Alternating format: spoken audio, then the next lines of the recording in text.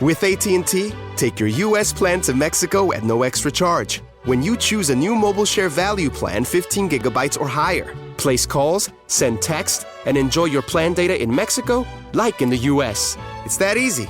AT&T, mobilizing your world. Use in Mexico subject to U.S. plan rates including international fees and overages. Compatible devices only. Fees, charges, and restrictions apply. Terms subject to change. See att.com/coverage mex or store for plan details. Blog Talk Radio. Hello, this is Roger North, and this is True North.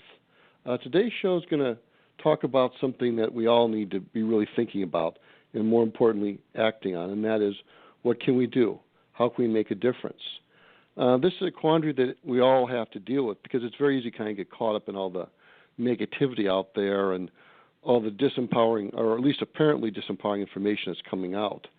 But I want to kind of be more focused on action and what we can do. And to discuss this, I have Kim Kamala Ekman of AwakeandUnite.com. And she has written a book called Appropriate Enough, So What Can I Do? And what she did is she interviewed a lot of the leading figures in the freedom, liberty movement, what you want to call it, such as David Icke, Kevin Barnett, I believe it's pronounced, Cynthia McKinney, and she asked them a series of questions to get their takes on how we could all be a part of contributing to this great awakening. And so with that, I want to welcome Kim to the show. Kim, how are you doing? Very good, and thank you for having me, Roger. Okay, yeah. So I'm just curious. Let's start out. What's your background? How did you get into doing this? What made you choose doing? What made you write this book in the first place? Let's go there.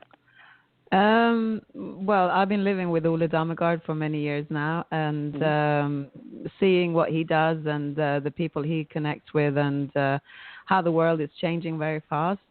And about 20 years ago, I was very frustrated because in me I felt like the news wasn't true, and I couldn't really trust the politicians and the banking system and so on.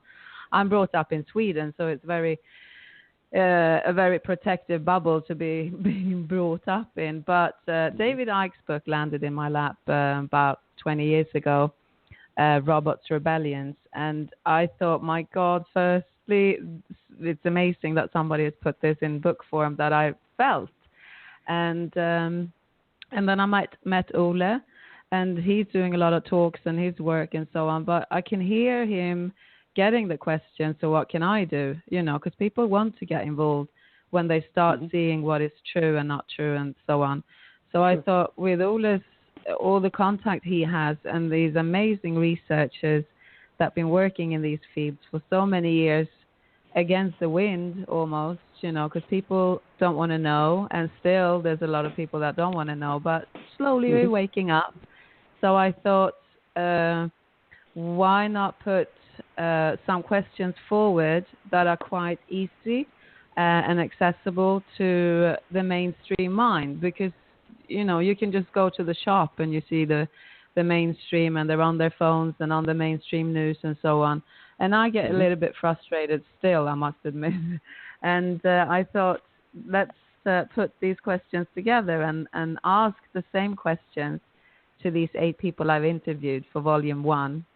And these are questions that are just facing us daily. They're simple questions, maybe for you and I, that are kind of in this a little bit more than the average person.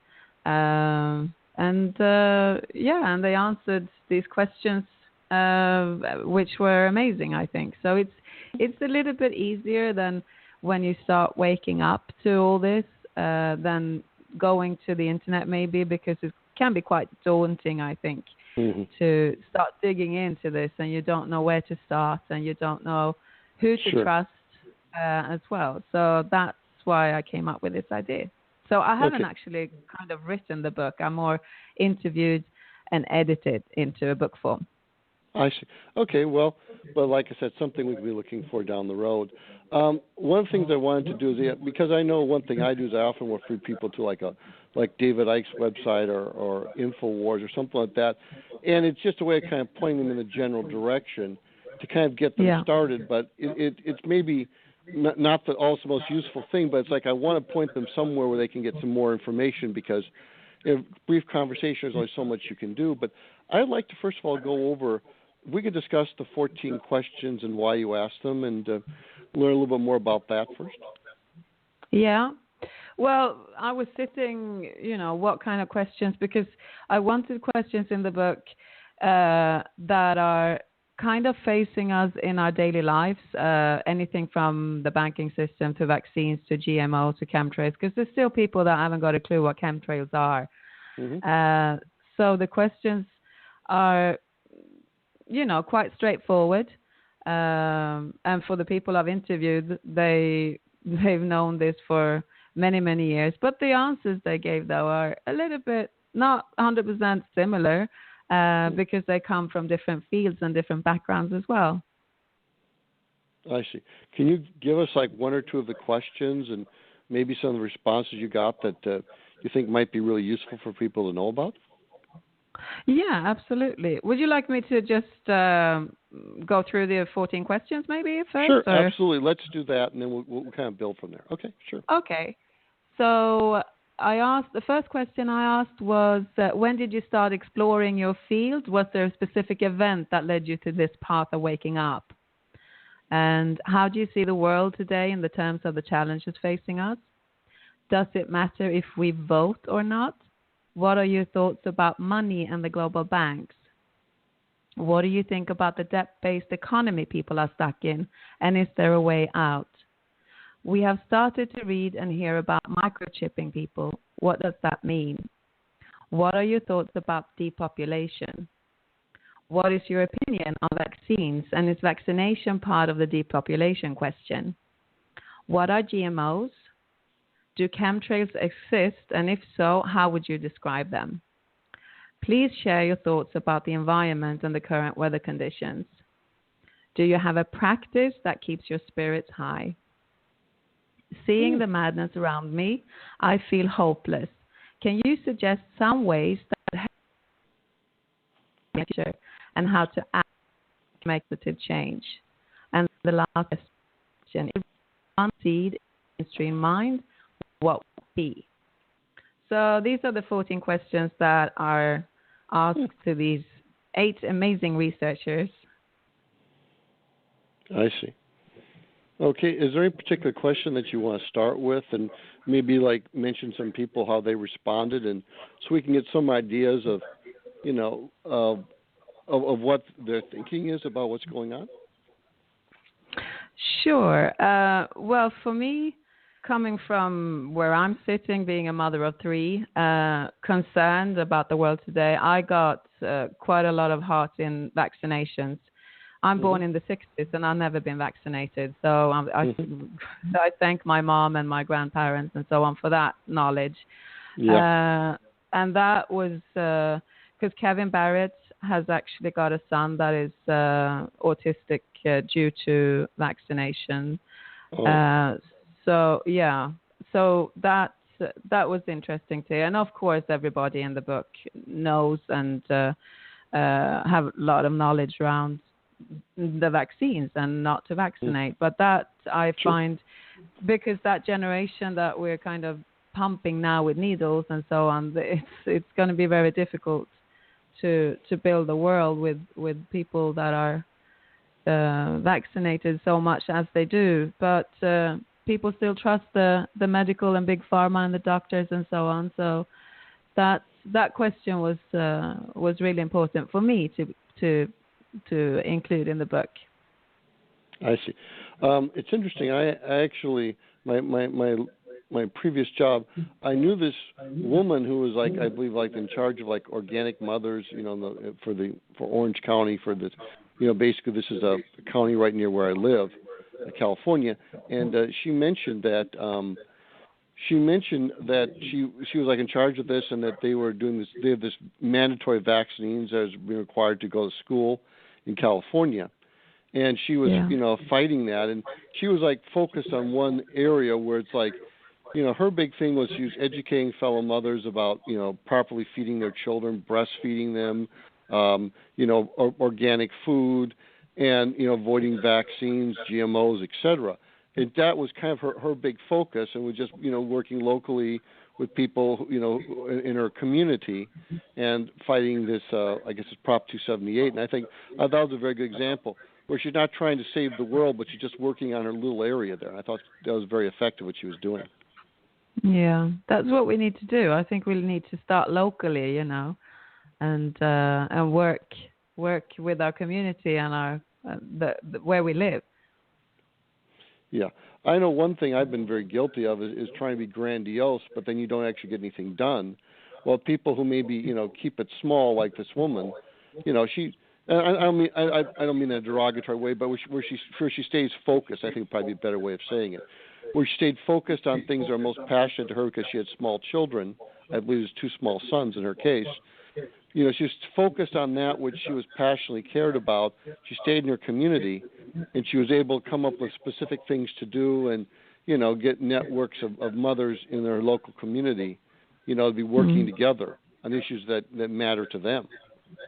Yeah, absolutely. I totally agree. And I think sometimes as well we think we need to make it big. But if you really start small around you, it just keeps rolling and change is happening.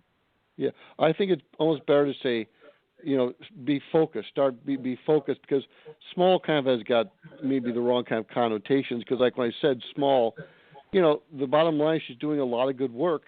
But it's like this. The old saying, an oak tree starts with a single nut. It starts very small. You have huge trees that grow from just tiny little seeds, and just to focus on, like a pine tree being a great example. The actual pine, those are very tiny, but just to focus on what you can do in your own community and making a difference today, just very, very apparently small ways, but it's a cumulative effect. It's like someone who, where they save $1 every day, and you look 20 years down the road and they've got tens of thousands of dollars. You can see a lot of examples where there's just a cumulative effect, and there's a lot to be said for that. And I know one of my real issues is you have to remember you're not going to solve this whole thing alone. You're not the savior. You're not going to magically do some magical action and all this evil is going to go away and everything's going to be perfect. You just got to kind of focus on little tiny things that you can do, focus things that you can make a difference, just like reaching out to people or like having a small group where, and then they can spread out their processional effect. And because I know I've been very guilty of thinking I had to figure everything out myself and save the world all by myself, which is a little overwhelming. Sure, yeah, absolutely. And we can't. We need to do it together. And I think what was brilliant for me as well when I interview these people, it's kind of everybody's answering differently, but they all said in different ways that start yourself. It's very difficult to help others or make a change if you haven't got yourself grounded in any way. So starting to, because in these days we don't really, we're not brought up getting to know who we actually are. So maybe start asking that question: who am I, and who is that? Who is watching my thoughts, and digging a little bit deeper into yourself, and then go out, and do whatever makes your heart sing. Because helping other people and making a change is, my spiritual teacher always says that helping other people is kind of almost egoistic because you feel so great, so you want to do more. You know what I mean? Yeah. Absolutely. I was thinking, I remember I used to work in downtown Los Angeles, and a very, very poor area of the town, what we probably consider a ghetto. Anyways, behind a Salvation Army, of all places, they had a little community garden, and I met the guy, his name was Joseph, who had started it. And, his big thing was he lived right in the community, and he wanted the local people there to have their own fresh fruits and vegetables. And it was beautiful. Every plot was taken, and most of them were full of very luscious, beautiful vegetables growing. And, to me, that was a great example. This is a guy, he lived probably like 2-3 blocks away from there. He saw this empty space. He went to Salvation Army. They basically let him use it for free, and he created a bunch of community gardens, and all these families were there, and the children would be playing in the dirt, and they'd be maybe making their own food. And there's something about that. And I thought that was a great metaphor and also literal thing that this gentleman was doing, where he's literally built a garden in what a lot of people consider to be a wasteland, but it's only a wasteland because of the mindset.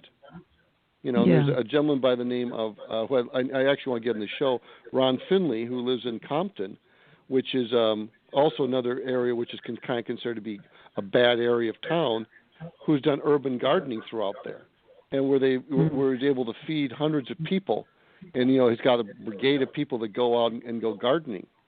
And I'm mentioning that because it's something people can really relate to, and I find that when I am doing gardening, which I don't do enough of, quite frankly, it's very powerful, and just to have that as a metaphor, but also a real physical thing, where you're empowering yourself by feeding yourself. You're empowering other people by helping them feed themselves. Like Ron Finley was teaching a bunch of homeless people how they could feed themselves by having their own gardens. And I thought that was just very powerful because they're getting good, high-quality food, and they're doing something useful. And to me, that's the whole thing of that's so powerful. Yeah, brilliant, absolutely. And you go back to nature as well. It's so, yes, empowering to be in nature. I think people should disconnect at least once a week and don't turn the phone off, don't turn the computer on, and just go outside. Absolutely.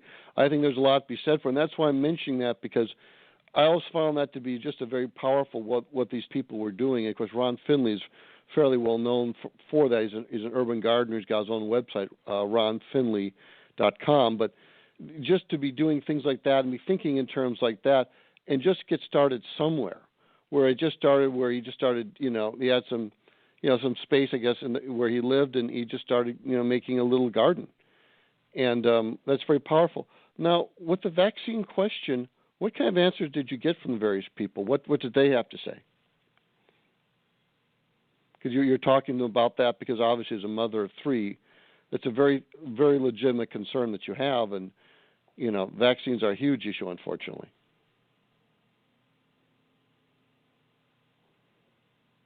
Kim?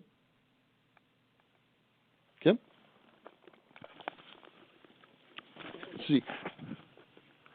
Kim, are you there? Just a second. Do we have any kind of technical difficulties here? Kim?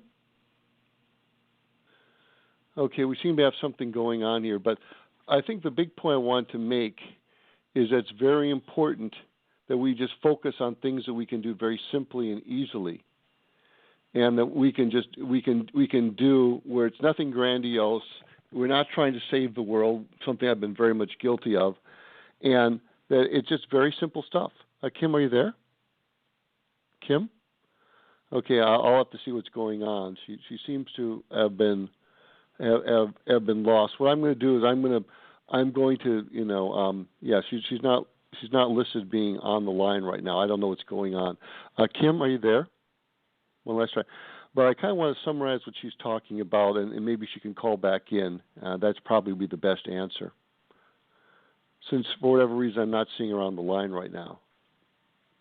Okay, basically what she's talking about is just doing very simple local things and focusing on things you're passionate about.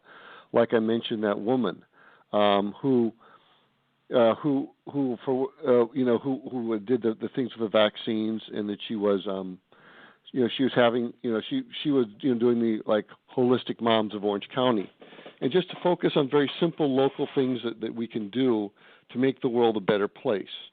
And not to make it too difficult, and just to keep it very simple. And a big thing is not to overwhelm ourselves. I know this guy, Jay Abraham, he used to talk about underwhelming yourself. He would talk about, he'd tell people, if they're doing an exercise program, start by just committing to say one sit-up a day or something. And people say, well, that's silly. Anyone can do one sit-up a day. Well, that's the idea. Because what happens is people, they commit to, say, an exercise program, and they're going to do, 50 sit-ups a day. And maybe they can do it for one day or two, but, they get sore, they get tired. They can't do it every day, and the whole idea is to build momentum. Because I think a lot of this is about building momentum, where we have to commit to doing day in and day out. We have to, be doing little things, just like talking to people in the grocery store. That's something I do quite a bit of. Even like doing this radio show. It's something where you're making a difference in a small way, but there's a cumulative effect. It's just like I was mentioning, someone saving $1 a day, or someone who, for example, at work, they always, take a lunch with them as opposed to eating one, eating out and saving themselves, say, $5 a day, and that's, $25 a week. It adds up, and we need to think in terms of cumulative effects. So, so I think that's a very important thing. I wanted to kind of mention a couple things about her book while I'm waiting for her to get back on the line. Basically, what she did was she interviewed, for example, David Icke, Sophia Smallstorm, Cynthia McKinney, Kevin Barrett, Zen Gardner, her partner Ole Dammegard, who I had last week, Carrie Cassidy, and Ken O'Keefe.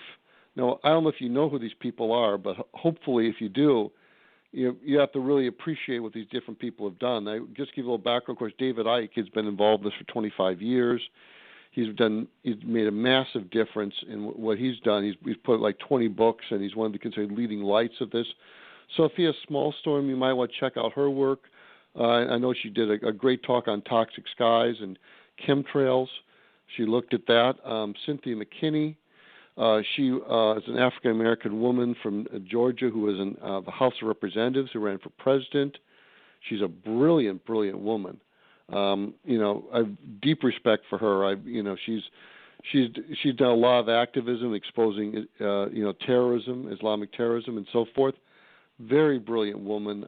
Unfortunately, she's no longer in the House of Representatives. We, quite frankly, need her there. Kevin Barrett, I had him on the show a long time ago. He basically created international crimes courts to bring people like Queen Elizabeth to justice. At least start the process of bringing, the pedophiles and these super powerful people, to have them at least somewhat accountable, even if they're not fully accountable yet. So I think that's very important. I remember talking to him. Zen Gardner's got a website, Zen Gardner, where he does a lot of very powerful stuff. Where he Zen Gardner, Gardner, Gardner. And he's a very philosophical gentleman. He's got a very lot of interesting ideas that he discusses. On his website, he has a lot of guest speakers, and he also posts on things like activist posts and Waking Times. Ole Dammegard, who, of course, on last week, she's back. Hi. Okay, Kim. Okay, yeah. Hello, Kim? Yeah, Kim? I'm here. I don't know why we got disconnected. Can you hear me? Yeah, I can hear you. Quite frankly, this kind of stuff happens to me all the time. I mean, last week when Ole was on, I couldn't even get into the software to go on the show until like 3 minutes before. I was afraid to have to cancel. I find that there's a lot of censorship going on. It's very unfortunate, and maybe I have it wrong, but it's just always some technical problem. But that brings a very important point: is that in life there's always problems. We have to kind of plow through them. Anyway, so let's get back to what you were talking about. You're talking about the vaccines, and what did various people have to say? I'd be very curious because, this is such an A-list of people to talk to. Well, all of them in the book, they would never vaccinate their kids or themselves because they are very aware of what's in the vaccines. And I really, really, really urge everybody to educate before you vaccinate yourself or your children. I just saw a video today that was horrible. They vaccinated a toddler, 11 months old, and he was walking and, giggling and eye contact. And then it's a totally different person after the vaccine, and it's never going to go back to be who he was. So it's heartbreaking. It really is heartbreaking. So yeah, it's important. It is heartbreaking. I've seen those videos, and it actually makes me cry. And when I go out, I sometimes will see children that have been, in all likelihood, been vaccinated and are now, autistic or in this terrible shape. And I know what you're talking about. Anyways, so do they have any advice on what to do about vaccination, or because they're now trying to force it because people are refusing to do it, which is obviously a step in the right direction. So what do they have to say about it? Anyone in particular stand out in your mind? No, I think they all agreed on that question. Actually, they really, don't do it, basically. Really, don't do it. And I mean, there's so much to read about it these days. So instead of trusting the doctors and the big pharma and so on, just read a few articles and connect with other people that have actually been through having their kids vaccinated and ended up being autistic or any other effect. Yeah. One thing I want to also say, and this is a very important about vaccination. I ran to a guy who had like this sticker, Autism Speaks, and what happens is there's these phony groups set up by big pharma where they take the parents of children who have been vaccinated and who are damaged by it, and they make sure that they don't think that it was the vaccines that did, even though oftentimes the child will have all these symptoms almost immediately afterwards. So you have to be very careful, because unfortunately there's a lot of things out there, just like when they passed the vaccines in California, where they didn't even obey the rules of the legislature, and they did a lot of flat out lying, and they did a lot to sandbag the opposition to it. But but this shows how dark their agenda is. The fact that they have to lie, that they can't even obey their own rules, that they have to set fake support groups, so that way people whose children have suffered don't put two and two together. It says a lot about it. Another one I want to talk to you about was chemtrails. Last night, I think there was some night spraying that went over me, because all of a sudden I had real trouble breathing. And, I was gasping for breath. And I remember this happened a couple of years ago. And, this very rarely happens. Now, I have ways of dealing with it. I have air purifier and things like that. But, I know that there's been a lot of chemtrails. And I'd be curious what these various people said about that and what they thought about chemtrails. Or actually, it's called geoengineering, to be technical about it. But, chemtrails is the common term. Yeah. I mean, the question in the book is, do chemtrails exist? And if so, how would you describe them? Because, like I said in the beginning, I wanted this book to be easy access for the mainstream mind.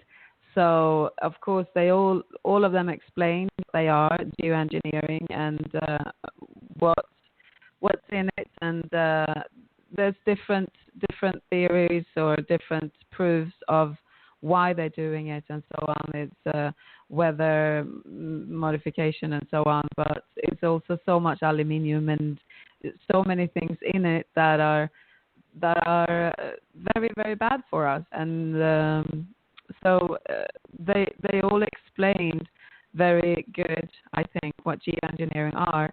And but I must say, here in Spain at the moment, we haven't had a chemtrail for probably 3 weeks, and in London they stopped as well. So I don't know if they sprayed enough at the moment, but I guess you said you just had them there. So, and I know in Sweden as well, they're carrying on. Yeah. One of the things I wanted to mention something else, but what you can do about it. Well, obviously, you can discuss with people. So that at least you can do, like, for example, in my room, I had an air purifier, and so I was able to turn that on. I also have this thing, a product called Lung Cleanse, which, if you have, problems with breathing, I was able to squirt some. So even in something like that where it's hard to directly avoid it, unfortunately, you do have some alternatives. You do have some things you can do. There's breathing masks. There's, air purifiers. There's things to help you, your breathing. And like the thing with Lung Cleanse, which comes from Infowars.com, is that it's a natural product. It isn't like it's some kind of inhaler that I bought at, a Rite Aid pharmacy or something. So, sometimes I think it's very important people understand that sometimes what you can do is just counteract it. It's just like you can avoid GMOs, and with chemtrails, you can do things to at least make your personal air as clean as possible. Absolutely, and I totally agree, because we're breathing and eating and drinking so much polluted stuff at the moment, and to help yourself to cleanse from that. So there's superfoods out there as well. There's really good algae. One is called chlorella, that is cleansing up heavy metals in the body, like mercury and so on. So it's really good to kind of go for the eco products, and if you have a garden, grow your own. And again, like, start with yourself and then take steps into this crazy world and try to make a change. Sure, absolutely. I know products, for example, like I have water filtration, for example. And to think, first of all, just think what you can do to improve your situation, and that'll help you think how you can help other people improve their situations. And just like improving your family, start there, start small. And I was mentioning about the different gardeners and so forth. Now, were there any other questions what were some of the other questions that you're really impressed by some of the answers you got? Well, when I was asking the question, seeing the madness around me, I feel hopeless. I don't feel hopeless personally, but that's the question. Can Sure. you suggest some ways that would help me regain my trust in the future and how to act to make a positive change? I think Sophia Smallstorm, I think, is amazing. She's so sharp and digs in and kind of lays the puzzle in a clear way for a lot of people. And she was talking about, get creative again, to kind of step out of the banking system if you can, and try to regain that force that you have within yourself, and get creative in your area and what you do and what you want to do, and ask yourself questions as well. I find it really good to ask myself questions, but before I go to bed, because the subconscious mind is working throughout the night. So in the morning, you might have a really good answer to that. So get creative and don't be afraid. And also know as well, like they said, that you're not alone in this. Because it could be so frustrating. I used to be so angry and pissed off, excuse my language, with everybody around me when I first started to look into this and started reading David Icke, because it wasn't internet even wasn't on when I started to read his books. So then you feel really lonely, maybe your spouse or your family, they don't want to know. They think you got a tinfoil hat on and you're crazy and just believing these conspiracy theories and so on. And it can be quite hard, I find, in the beginning to when you start realizing that, shoot, I can't trust the banks, and I can't trust the politician, and I can't trust Sure. the doctors, and I can't trust the lawyers and the judges and the system, it's really overwhelming. And if you got nobody to talk to, then not your friends, not your family, you feel really lonely. But luckily today we got the internet, and when you start actually just talking to people in your community, Sam Gardner is amazing doing that. I mean, he goes down to the market or in the shop or whatever. He's actually here with us in Spain at the moment. And really? he talks to everybody. Yeah, he's here. Oh, I'd love to say hi to him. I'd love to interview him sometime. Yeah. Get in contact with him. You got his email now? Okay, yeah, I've got his email. Sure, I'll definitely will. But yeah, I think what you're talking about is very good. I know one thing Alex Jones talks about is he talks about people wearing, InfoWars, products as a way of meeting people who are like-minded. And I've had that happen to me, where I've worn like shirts that say Infowars.com and so forth, and it also helps them fund it. And so I found that was fairly effective. And also, it's funny, you go talk to people, you'll find, some people are responsive, but you meet some very extremely responsive people, some very intelligent people. I was having my car washed about a month ago. In fact, I need to get it done again. And I met this gentleman. He was, probably about 17, 18 years old. And we had a great conversation. He was very responsive, and, you'd be surprised. Sometimes you have random conversations when your car is getting washed or you're in line. A lot of them go nowhere, but sometimes you meet new friends that way. Absolutely, yeah. But I think it's really important as well not to tap into revenge and hate and fear, because we're so filled. A lot of people are so filled with fear anyway, because that's the whole. That's where they want us basically. If we're more fearful, we're easy to control.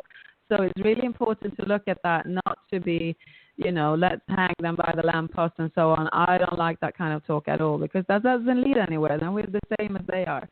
So, sure. Well, the thing is, that's kind of playing into their hands. The real problem with that is then you're no different than them. It's like if you become the monsters that you fight, then what's the point? And it's like you have how many revolutions where they overthrow an oppressive dictatorship, But the new dictatorship is just as bad or even worse. It's like meet the new boss, same as the old boss. And this is unfortunately a common theme throughout history. So at a very basic level, this has to be a revolution of perception, because if it gets just to being a war, a physical war, that's what they want, because at a deep level, I think that these entities they feed off our negative energy. I know David Icke talks a lot about that. They feed off our hatred, our fear. They want it. To them it's a buffet. Hate these people. Then that's what they want you to do. Yeah. And I think we have to be very careful. But the other thing you mentioned was about alternative things, like, for example, like growing your own food. Going back to that example, or like the banking system, where you can't totally avoid that, but for example, you can have some of your wealth, say, in precious metals, or you can have it in in cash and things like that, where if you're not totally dependent on them, and do what you can, in little ways like that, and just focus on how you can make a difference, and how you can, like I said, just be whatever degree of independence you can be. Like you can be, stocking up on food. I mean, there's lots of things you can do to empower yourself, and I think a very important thing is to first focus just on empowering yourself, just getting whatever degree of control you can over your own life. Absolutely, and realize also that we live in a slavery society. It's we protect that kind of slavery. David Icke describes it beautifully when we were talking about the banking system and so on. That we kind of being brought up in this society where we put into kindergarten maybe when we're 1 or 2, and then right away we got authority deciding what we're going to do, when we're going to do it, why we're doing it, and so on. And that goes through the whole school system and then the university, and then we're like robots going into work. And who are we working for, really? It's and then we get maybe 2 or 3 or 5 weeks holiday a year, and that's and it's really, really tough for people to realize that we actually live in a slave environment and kind of start stepping out of that, because that means that you have to give up quite a lot, and the attachment to the things and the stuff and the material that we've in generations now been brought up with is really, really hard. So starting there with yourself can be tricky for a lot of people. Yeah. Well, one thing I don't know if you heard when we got cut off, I was mentioning this guy Jay Abraham. He talked about underwhelming yourself, where you do little things that are very easily doable. For example, right near a market that I go to, a grocery store, they have a farmer's market. Now, I like to do everything I can to support small businesses, so I make a point of shopping there as much as I can. I tend to shop at small stores as much as I can. Now, I can't do this with everything, like with a phone or something like that. There are real limits. But as much as possible, shop locals, shop at small places. Like I said, get to know your. I used to belong to what's called a community support agriculture, which is basically where you would pay in and you get a certain share of the food that would be generated by this farm. And the thing is that there's little things, and the big thing is underwhelm yourself and focus on building momentum. Just like I mentioned Jay Abraham, where I guess he was talking to this gentleman during, one of the seminars. He's actually a marketing guru, but the guy was talking about underwhelming. Jay was talking about underwhelming yourself. And Jay mentioned, like, for example, if you had an exercise program, once you start just doing 1 sit-up a day, which, you're going to say that's ridiculous. I can easily do that. But you can do it day in and day out, and then you're doing 2 and then 5 and then 10. But if you start out trying to do 50 sit-ups a day, that's going to be too much. And, to purposely underwhelm yourself, things that you can do, and then you get used to doing them, and then you gradually build up from there if you want to. Absolutely, yeah. It's like when you start, if you've ever been into meditation, they say, it's impossible, I can't do it. Well, just start with 1 minute a day, and then you do 2 minutes a day after, and in a month you do 30 minutes, and then, you train your mind instead of the mind controlling you. Sure. And I think it's very important, because I've been demoralized and overwhelmed and sad and frightened. I've gone the emotional roller coaster about what's going on for years, and it's drained me. It's disrupted my life. It's messed up my life to a large extent, but I let it do that. But you don't have to. and just to focus on, what you can do and what's easily doable. And, I think it's a natural thing. It's a natural human thing. You learn about the stuff that does affect you.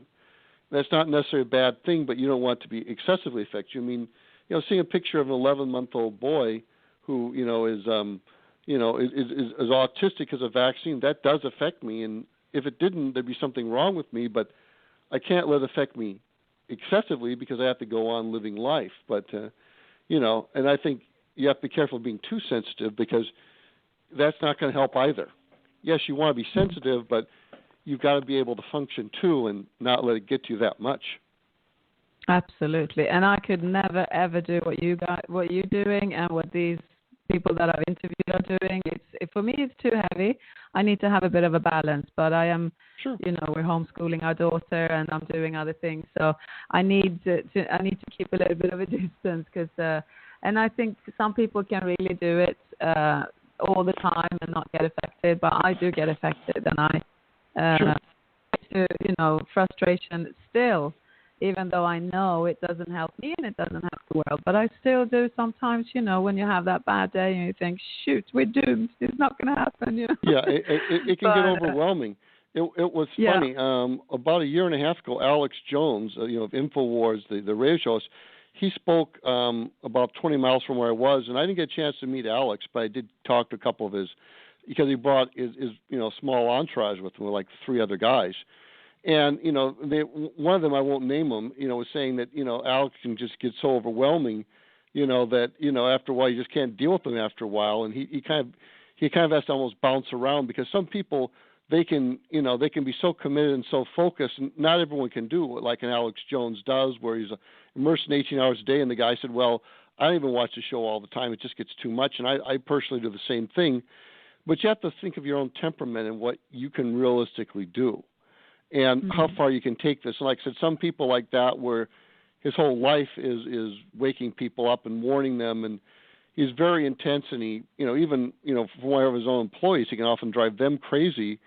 But, he can do that, and he's committed that level, and good for him. But if that's not you, that doesn't mean you can't make a contribution, just maybe making it not quite in different ways, or, it's like Ron Finley or something like that. There's a lot of ways of contributing.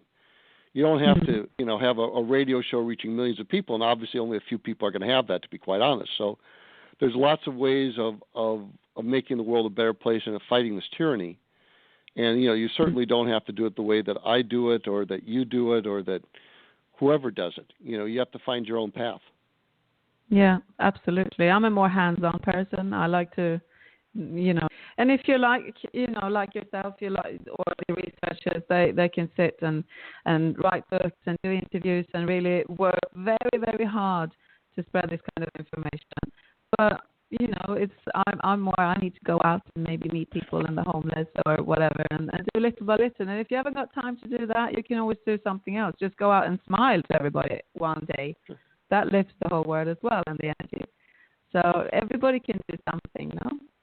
Yeah, everyone can do something. We all have, different things to do, and in our environment. Just like I mentioned, that woman who ran that Holistic Moms Group. I think she founded it. Actually, I guess it's like a national organization, and she founded the chapter in Orange County.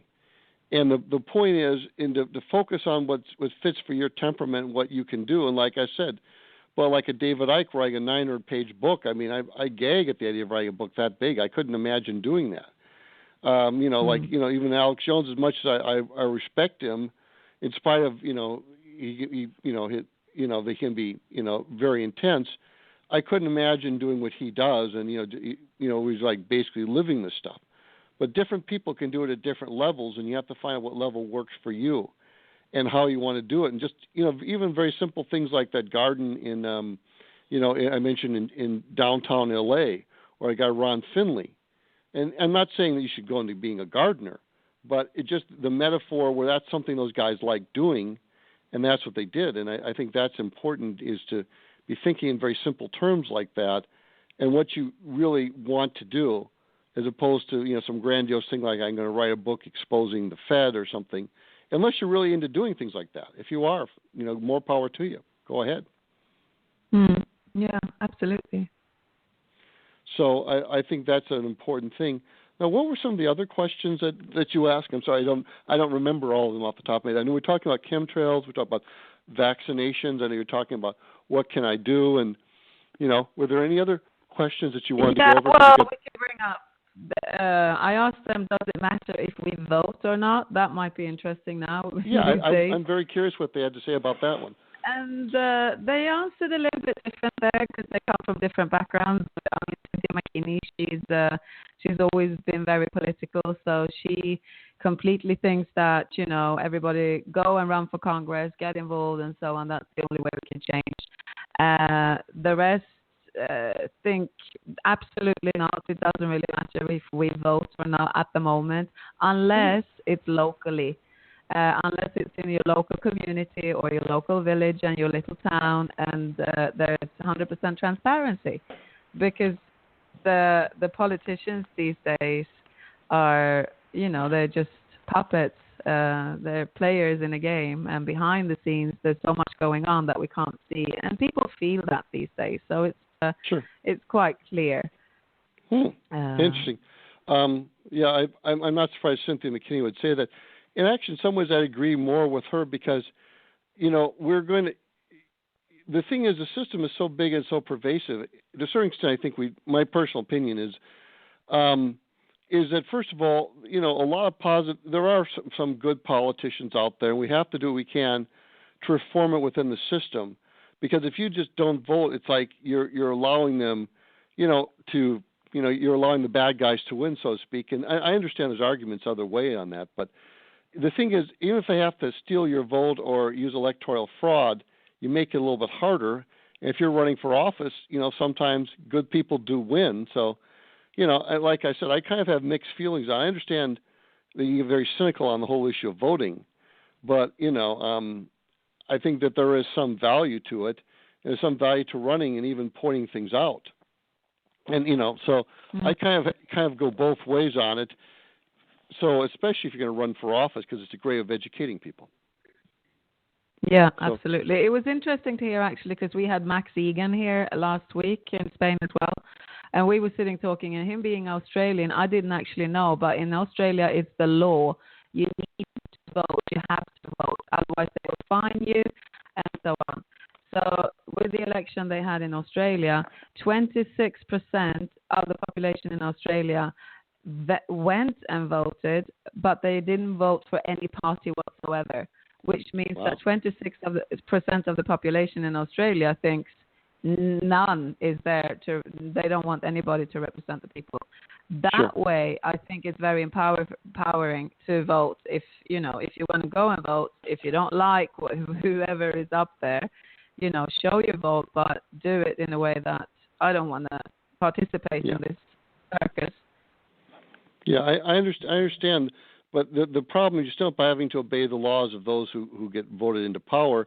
And I know there's a lot of arguments about there being massive corruption, and you've certainly seen that in the United States with the presidential being a great example, though it's done at all levels, quite honestly. But, the thing is, to work totally outside of the system, you're taking on a big burden. If you can do anything inside of the system, I think it's a good idea. There's things to be said for that. But, I can understand why people would get that way. And it's also true that you go look at some place like Communist China or North Korea, they have like 99.99% voting and things like that. It gets to be so ridiculous. It's like they must have people in comas who are voting. I mean, it gets to be fraudulent. You'll notice that the highest voter percentages participation are in the most dictatorial countries.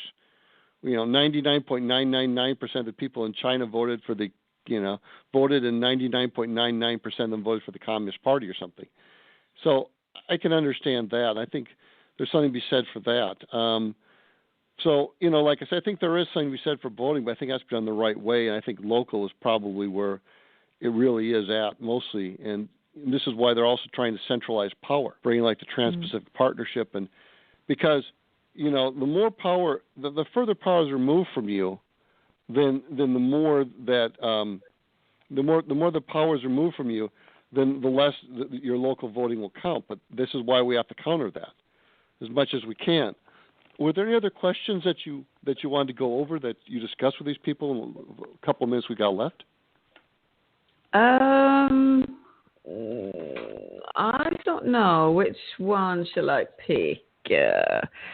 Well, me personally, I don't know if this is interesting for your listener, but I asked them, do you have a practice that keeps your spirit high?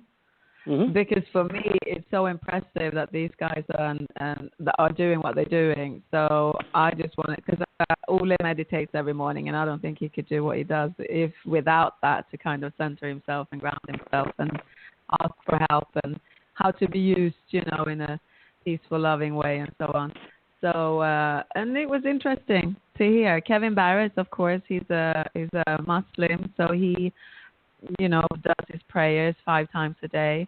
And Carrie Cassidy also, she does her meditation. And Sophia Smallstorm, she's got her little morning routine and with herself and so on. So, and I think it's really good to have a little bit of time, just if you only can get 5 minutes, to be just with you, turn off, disconnect everything else, especially the TV. Disconnect from the TV, please. Yeah, I know. It's interesting. I got rid of my TV a couple of years ago, and I think it's really made me a lot smarter. I've had to do a lot of thinking, and now I get what information I want by going on the internet as opposed to being blared at me. So, and I find the TV is a terrible time waster. I'm curious, did David Icke have any kind of routine for staying centered? Because when you consider, he's done such a lot of his work can be very dark. What does he do? Very dark, yeah. He's been doing it for so many years as well. So he hasn't got a set practice daily, he said, but he's so spiritual in himself. And he goes into that in his long, he's doing a world tour now, and it's a 10-hour talk that he does, which is amazing. So he's very, very connected to his own spirit. And I think when we find that balance more, mind, body, and spirit, and coming down from the mind into the heart, that's when the world is changing for yourself, first of all. But it's kind of the longest journey I think we do, from the mind to the heart. And sometimes we're in between maybe, and sometimes we're only in the head, and then it's really tricky to live if you're only in the head. So it's, he's doing not strict, rigid, daily morning or anything like that, but he certainly is very spiritual. Yeah. I personally resonate probably the most with David Icke's work. Of the people that you listed, I actually read like 13 books of his, cover to cover. I've literally read a solid foot, everything from Robots Rebellion on. And some of the books like The Lion Sleeps No More, I've read that like 5 times. In fact, he's going to be coming to Southern California in a couple of months. If I can get that book autographed, it looks like it's been through a war zone. I've really gotten my money's worth, because that book really opened my eyes. And I'm going to just say, David Icke's work, because it's very comprehensive and he connects the dots at a huge level. His most recent books are all good. My personal favorite is The Lion Sleeps No More. It's about 700 pages long, and I've really read it probably 5 times. So, but he helped me understand the world, and I also find that personally with David Icke that he gave me the most comprehensive understanding, and once you understand at some level, it gives you a level of peace. Because even though things are really bad, you can understand things at a deeper level, and I've gotten so much from him personally.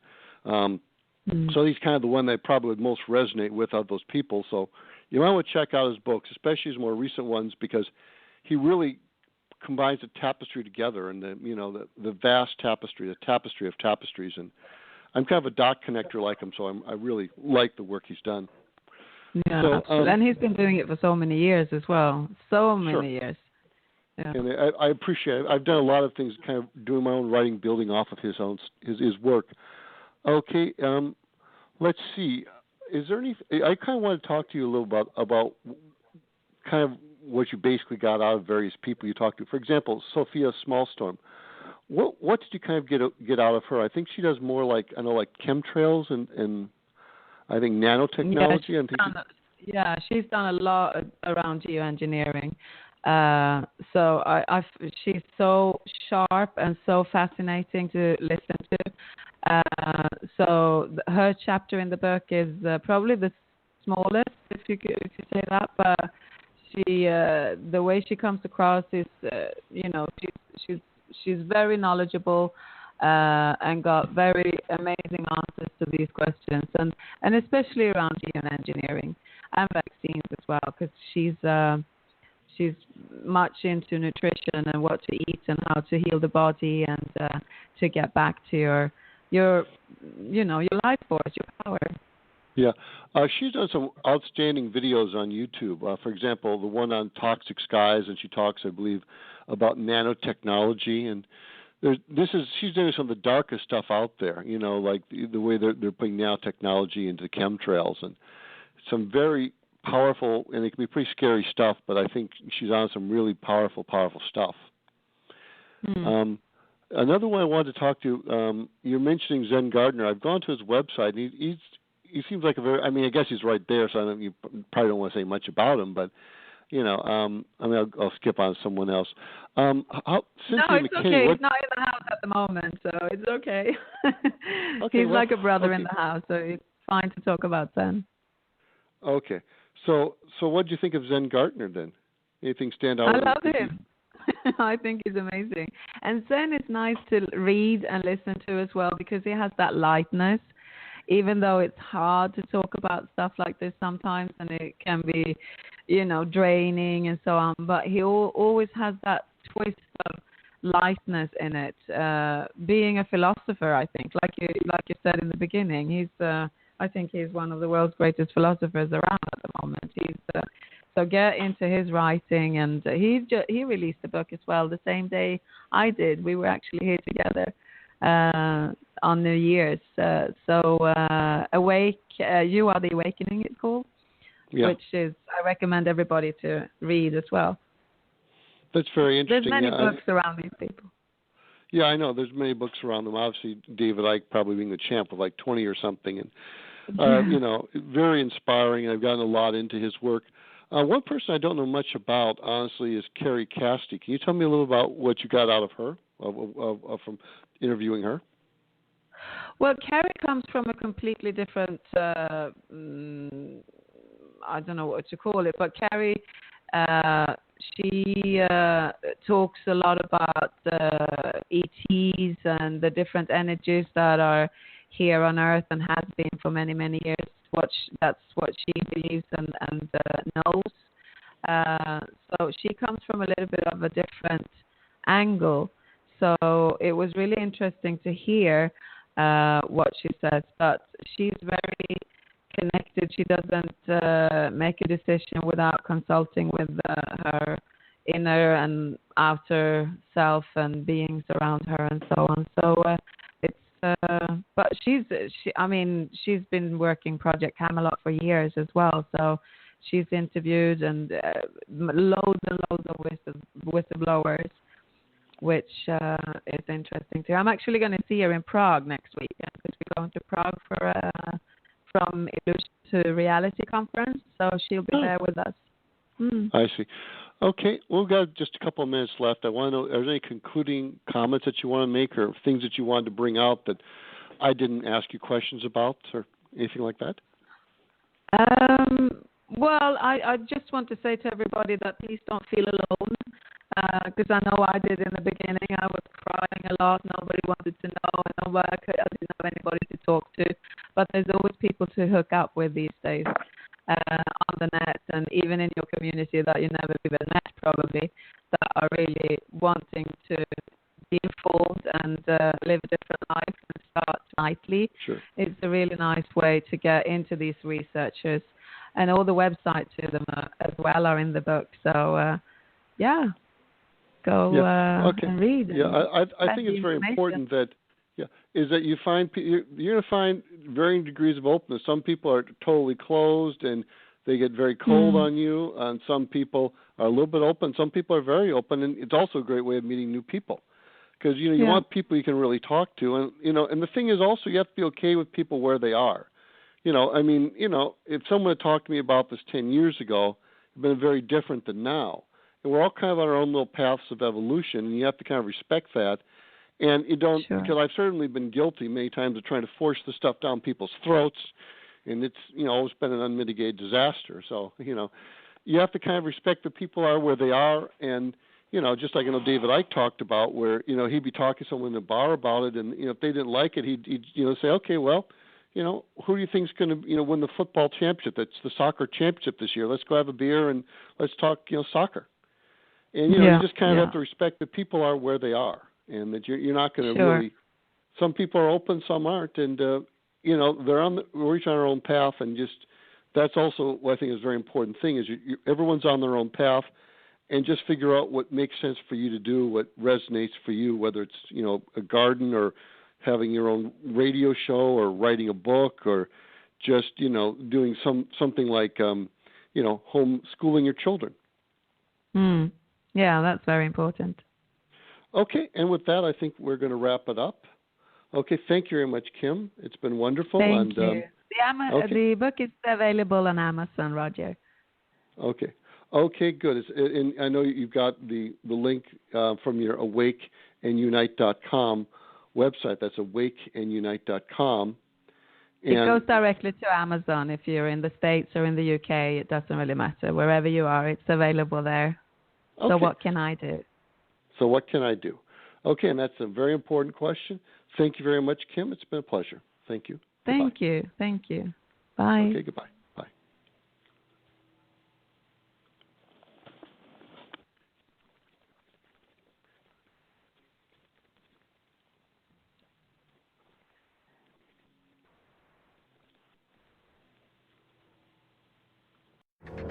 That isn't just the sound of the all-new 2016 Mercedes-Benz GLC being put through its paces.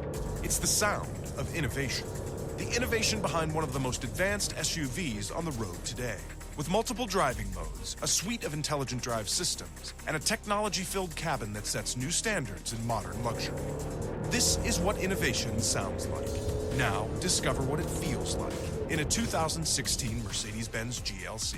Some equipment described as optional. This year, AT&T is giving one person some back-to-school swag with the ultimate Samsung swag bag, loaded with the Galaxy S6 smartphone, Level U headset, Gear S2 watch, and Gear Virtual Reality. Stop by a participating AT&T store and snap a pic of the things you think give you the most back-to-school swag. Then post the pic to Twitter or Instagram with hashtag BTSSwagSweepsLA or upload it to btsswagbag.com. No purchase necessary. Visit btsswagbag.com for rules, full sweepstakes details, and a list of participating stores.